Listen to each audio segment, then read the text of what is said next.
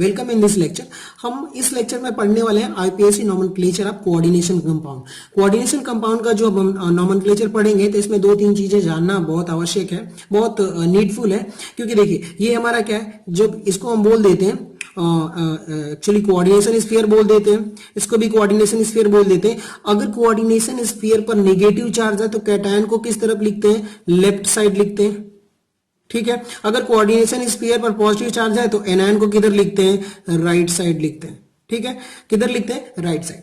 ठीक, अब उसके बेसिस पे चलिए हमें समझ में आ गया। अब मान लेते हैं कि कोई हमारे पास एक से समझने की कोशिश करते हैं कि जैसे कि यहाँ पे NiCl4 है। ठीक है, अब NiCl4 को अगर हम अगर आयंस के फॉर्म में लिखे तो क्या हो जाएगा कि इस पे नेगेटिव चार्ज हो गया कोऑर्डिनेशन स्फीयर पर, और एक K+ जो है पोटेशियम पे उस पे पॉजिटिव चार्ज आ गया। ठीक है, यानी कि इसलिए कैटायन पॉजिटिव पोर्शन को हमने कहां लिखा हुआ है, लेफ्ट साइड। और दूसरे कंपाउंड में देख लेते हैं कि Cu NH3 एक्चुअली और Cl2। इस कॉम्प्लेक्स में क्या है कि अब अगर इसे हम ब्रेक करेंगे तो क्या हो जाएगा, कोऑर्डिनेशन स्फीयर पर पॉजिटिव चार्ज आया तो इसलिए हमने एनायन को किधर लिखा हुआ है, राइट साइड। ये रूल है हमारा कोऑर्डिनेशन कंपाउंड को लिखने का।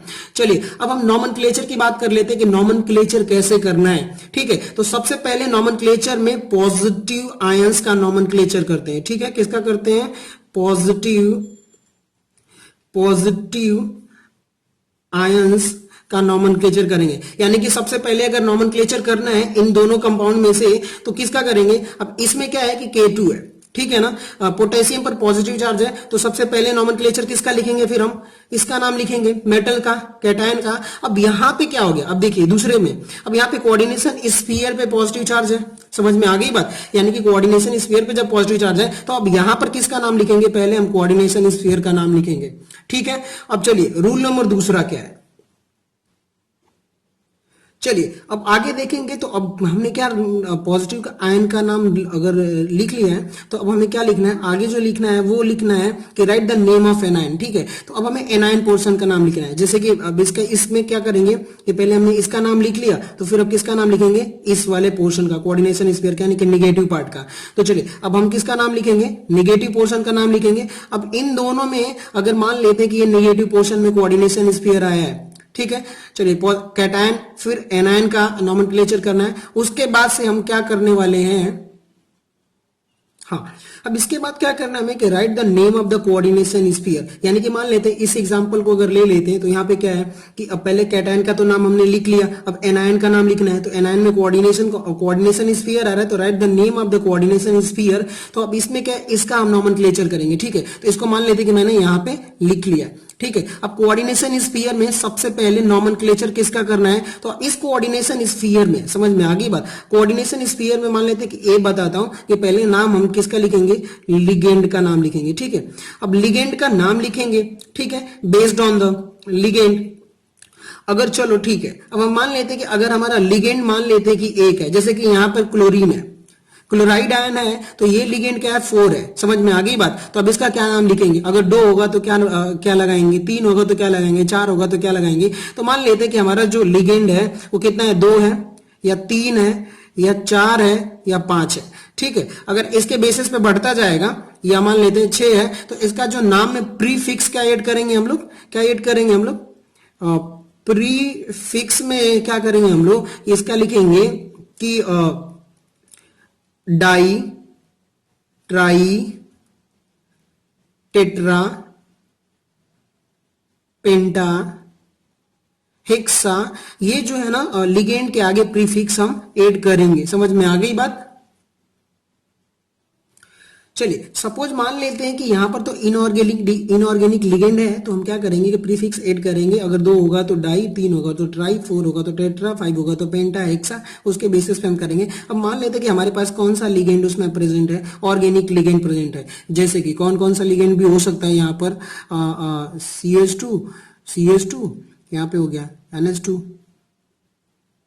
अगर ये दो या 3 बार रिपीट हो रहा है लिगेंड के फॉर्म में तो उसका नाम क्या हो जाएगा। अगर 2 होगा तो हम क्या यूज करेंगे, प्रीफिक्स 20। अगर 3 होगा तीन लिगेंड होंगे तो क्या भी यूज करेंगे, ट्रीज करेंगे, अगर चार होगा तो टेट्रा कीस यूज करेंगे, ठीक है। अब उसके बेसिस पे हम नाम बढ़ाते जाएंगे, ठीक है। अब हमने क्या, सबसे पहले कोऑर्डिनेशन स्फीयर में हमने किसका नाम लिखने की कोशिश लिखेंगे, लिगेंड का नाम लिखेंगे, और 20 अगर इनऑर्गेनिक होगा तो di tri tetra based on the उसके नंबर ऑफ लिगेंड पे, अगर ऑर्गेनिक लिगेंड होगा तो हम 20 ट्रीस या टेट्रा कीस यूज करेंगे, ठीक है। और जो अल्फा, एक्चुअली एक चीज बहुत मिस कर रहा हूं मैं इसमें, सॉरी, जो नॉमेनक्लेचर करेंगे ना, लिगेंड का नॉमेनक्लेचर करेंगे, ठीक है। लिगेंड का जो नॉमेनक्लेचर होगा, ठीक है, लिगेंड का नॉमेनक्लेचर तो अकॉर्डिंग टू अल्फाबेटिकल ऑर्डर होगा, ठीक है, अकॉर्डिंग टू अल्फाबेटिकल ऑर्डर, ठीक है।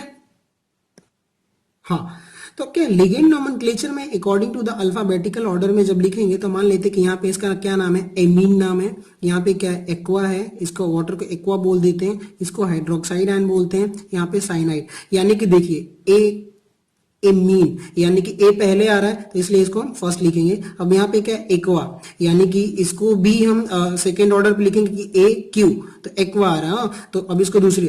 अब यहाँ पे क्या, हाइड्रोक्साइड और साइनो, यानी कि एच और साइनो में अगर हम देखेंगे तो सी पहले आता है, यानी कि इसको हम पहले लिखेंगे और फिर इसको किसको बाद में लिखेंगे, फोर्थ ऑर्डर में, तो 1 2 3 एंड 4, तो हम based on the alphabetical order के अल्फाबेटिकल ऑर्डर में लिखेंगे। और हाँ, एक चीज और ये भी बहुत इंपॉर्टेंट है कि इसमें जो हम प्रीफिक्स यूज कर रहे हैं, ठीक है, क्या प्रीफिक्स जो यूज कर रहे हैं उसको हम अल्फाबेटिकल ऑर्डर में कंसिस्ट नहीं करेंगे, क्योंकि जैसे हमने क्या बोल दिया कि dis amine, actually di amine या डाई एक्वा, डाई हाइड्रोक्साइड, तो वो डाई ट्राई को हमें अल्फाबेटिकल ऑर्डर में नहीं लेना है, लिगेंड के नॉमेनक्लेचर को ही हमें ऑर्डर में लेना है, अल्फाबेटिकल ऑर्डर में लेना है, ये मेंशन करना, वरना कंफ्यूजन बहुत ज्यादा हो जाती है नॉमेनक्लेचर करते वक्त, ठीक है।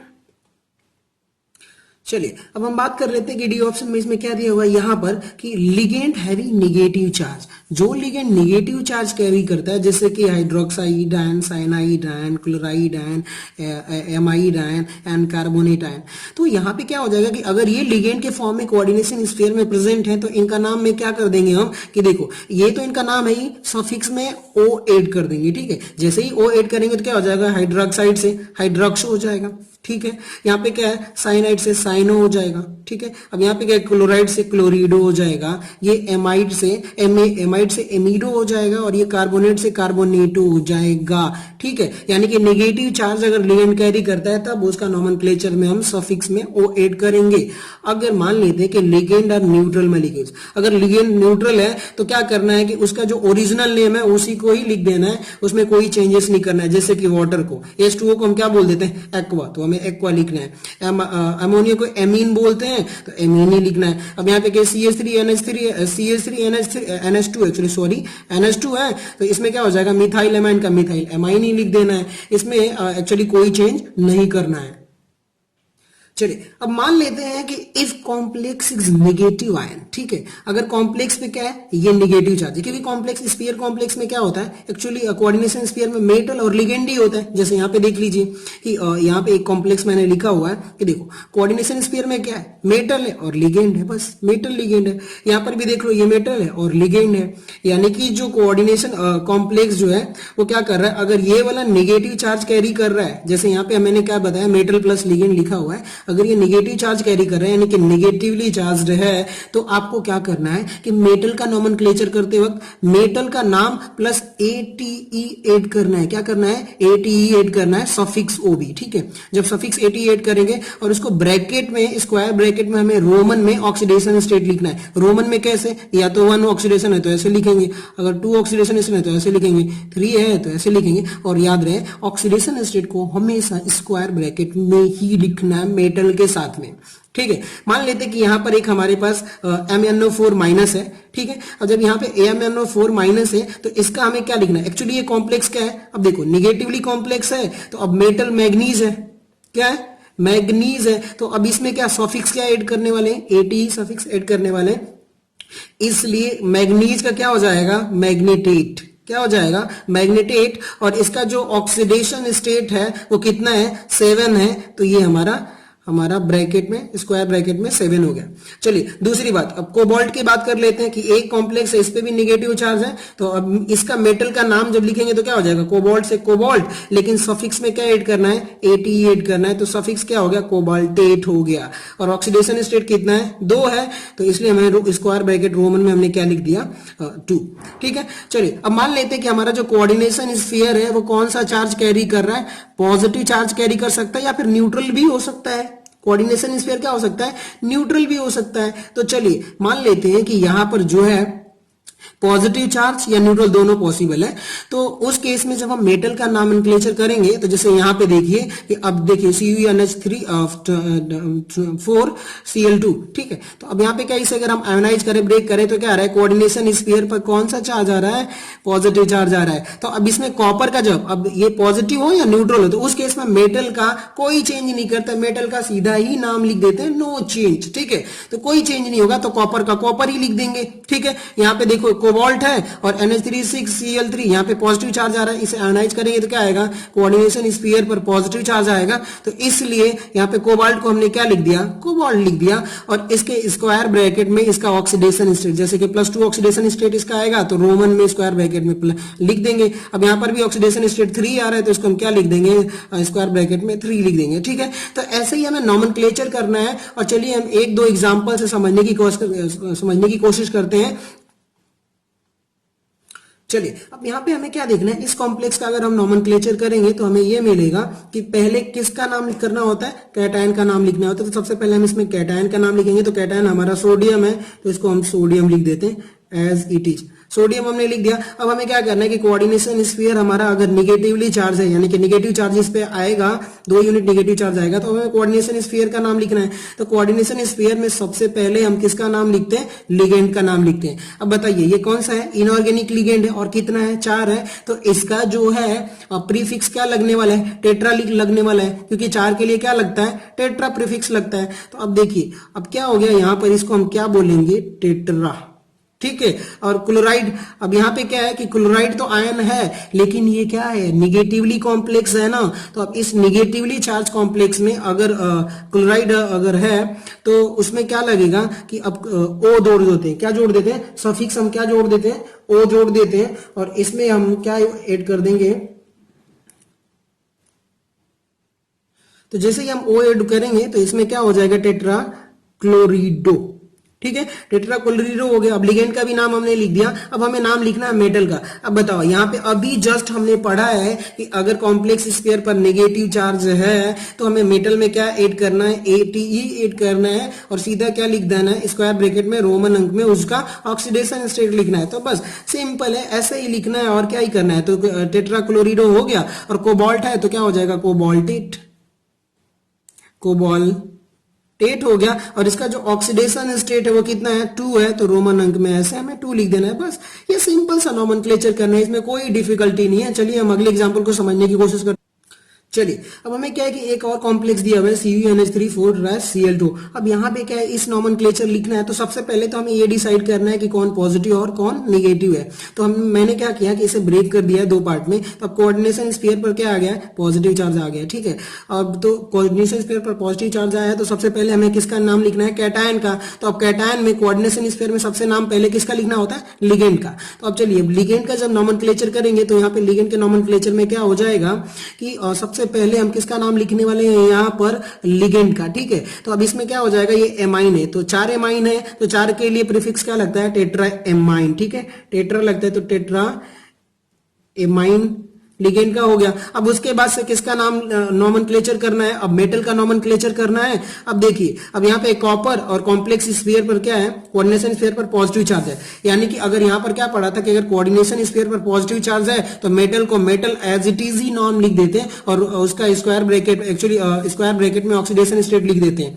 तो अब यहाँ पे क्या हो गया कि टेट्रा एमाइन हो गया, और कॉपर है तो कॉपर, कॉपर ऑक्सीडेशन स्टेट कितना आ रहा है इसका, +2 आ रहा है, तो रोमन अंक में 2 लिख दिया। अब हमें क्या लिखना है, नेगेटिव पार्ट का नॉमेनक्लेचर करना है। तो अब ये क्लोराइड, तो क्लोराइड है तो सीधा क्लोराइड लिख दो। बस ऐसे ही सिंपल है, नॉमेनक्लेचर करना ज्यादा डिफिकल्ट नहीं है। चलिए एक और एग्जांपल समझने की कोशिश करते हैं। चलिए अब इस लिगेंड में हमें देखना है कि NiCO4 है, यानी कि यहाँ पर कोई चार्ज नहीं है, ये हमारा न्यूट्रल कॉम्प्लेक्स है, न्यूट्रल कोऑर्डिनेशन कंपाउंड है। तो इसलिए अब इसके लिए हमें एक चीज और ध्यान देना पड़ेगा कि यहाँ पे देख लेते। चलिए आ जाइए। अब देखिए हमने यहाँ पे पढ़ा क्या था कि अगर यहाँ पर पॉजिटिव चार्ज हो या नेगेटिव, एक्चुअली जीरो न्यूट्रल हो, तो हमें मेटल का नाम एज इट इज मेटल ही लिखना है, ठीक है ना, और इसका ऑक्सीडेशन स्टेट में 0 लिखना है। तो अब यहाँ पे हमें एक चीज बहुत ध्यान देने वाली बात है कि अब हमें पहले तो लिगेंड का लिखेंगे, फिर किसका नाम लिखेंगे, मेटल का। तो बताओ ये कार्बोनिल है, ठीक है, और जैसे ही कार्बोनिल लिगेंड है तो अब इसमें हमें क्या करना पड़ेगा कि सबसे इंपॉर्टेंट है कि अब 4 लिगेंड है तो टेट्रा यूज करेंगे प्रीफिक्स, और इसका नाम क्या है, कार्बोनिल। तो क्या हो जाएगा, टेट्रा कार्बोनिल। टेट्रा कार्बोनिल तो हो गया लिगेंड का नाम। अब मेटल का नाम लिखना है, और जब न्यूट्रल था तो मेटल का एज इट इज नाम रख देते, तो निकिल का क्या हो जाएगा, निकिल, ठीक है, और ऑक्सीडेशन स्टेट कितना है, 0, तो 0। ऐसे ही हमें एक्चुअली कोऑर्डिनेशन कंपाउंड का नोमेनक्लेचर करना होता है। चलिए अगर कोई भी इसके रिगार्डिंग कोई भी अगर कंफ्यूजन आता है तो कमेंट सेक्शन में आप कमेंट करिए, मैं आपकी जरूर एक्सप्लेन करने की कोशिश करूंगा और अच्छे से। और प्लीज शेयर सब्सक्राइब करिए चैनल को। Thank you for watching.